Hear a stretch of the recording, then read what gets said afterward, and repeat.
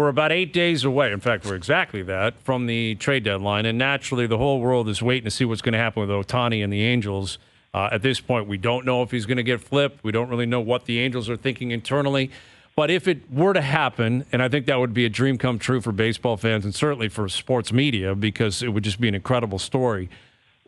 Where does the framework begin from your standpoint for what the Angels need to demand in a trade for Ohtani? Like, how crazy could this deal end up looking, and how much of a haul might they get? So I feel like I keep saying the same framework here. If you start with the nerd end of things, there is like an objective way to add up how much in cash is Ohtani worth. If you could auction off the rest of his season on a free agent market right now, how much would a team pay? And then how much does he get marked up because it is a singular player playoff race and you get a head start on free agency, you might be able to convince him to stay. So you then sort of mark it up, say 50% from what it would be. That math sort of leads you to, it needs to be, say, one top half of the top 100 prospects and then two or three other good guys, or two back half of the top 100 prospects and two or three other guys. But then the part you're not adjusting to is this guy's such a singular talent. We already know he's going to get over $500 million this offseason. It might be $600 million. Is that such a unique opportunity in the same way that like Juan Soto was a unique opportunity that you kind of push the math to the side and you throw in the extra player you probably shouldn't throw in to get it done? And so we did this at ESPN.com and had a bunch of different writers represent teams, and Jeff Passan was the Angels GM, Perry Manassian. And I had the Mariners and the Yankees, and I basically proposed that basic number of, sort of prospect value rounded up for how good and singular he is, and then even add a little bit of like an extra sweetener on top because it's a unique situation. And neither of my proposals on behalf of Seattle and the Yankees really even got close. There were a couple other teams that just threw in like an extra guy or two, which who knows if that will reflect what big league GMs do or not. But that's all to explain that normally the math in this sort of situation, like when Manny Machado was traded as a rental, it was like, you get one back end of the top 100 guy and then two or three other guys. That doesn't really apply anymore because all you need is one crazy owner or crazy GM that says, just get him. I don't care. Like, this is a once in a lifetime opportunity to have this guy on my team and maybe keep him going forward because he's a guy that isn't just going to go to the highest bidder necessarily. There's other things that matter to him. So there is the opportunity here, similar to Juan Soto, for an irrational offer.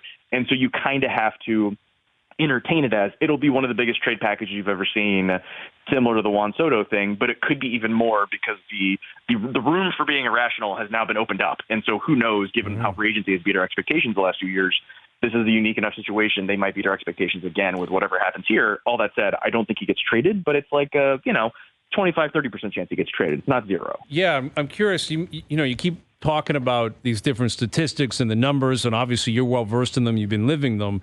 How many front offices around the league, to your knowledge, operate that way?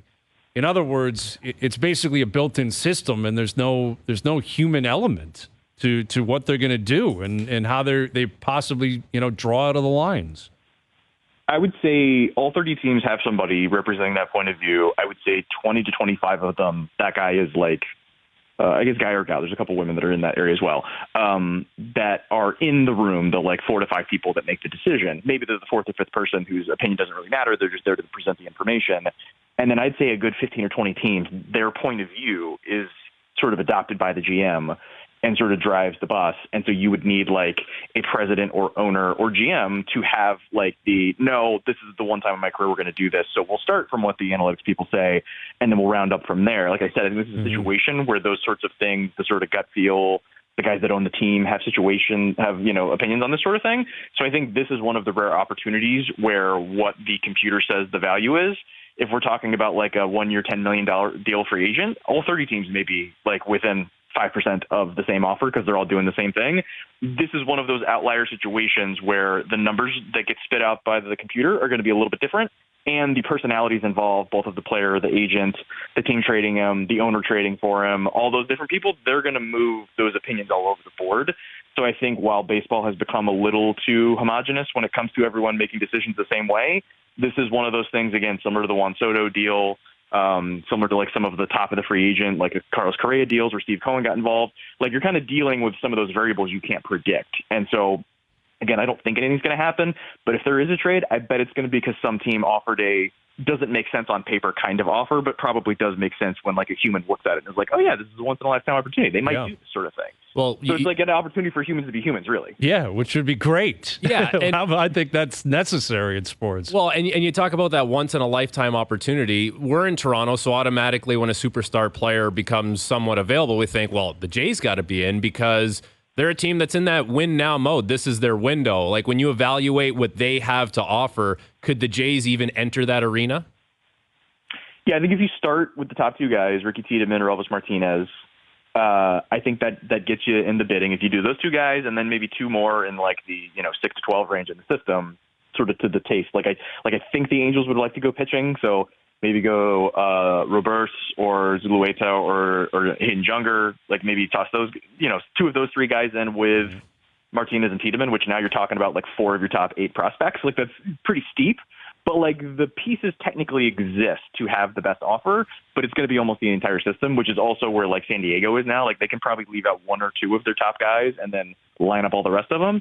And then teams like say the Dodgers or like Baltimore could just sort of cherry pick like one guy from that tier, one guy from that tier, and then not touch, half of their top 10 basically. Like that's sort of like the margin for error gets to be close to 0. And if you don't think you're going to sign Ohtani to clear out the top half of your system, to then have him for one stretch run, like you got to be real confident this is going to put you over the top, give you a real chance to re-sign him. You've got the money to make a real offer, that he likes Toronto. Like you got to have good feelings about all that stuff, because like there's a chance that like one of those two guys becomes 6.5 years of like perennial all-star, getting MVP votes. Like that's the kind of guys we're talking about that have a real chance to be that kind of guy, and then feel real bad for the next 6.5 years if your system doesn't have anything because you gave that guy away for just a somewhat impulsive decision.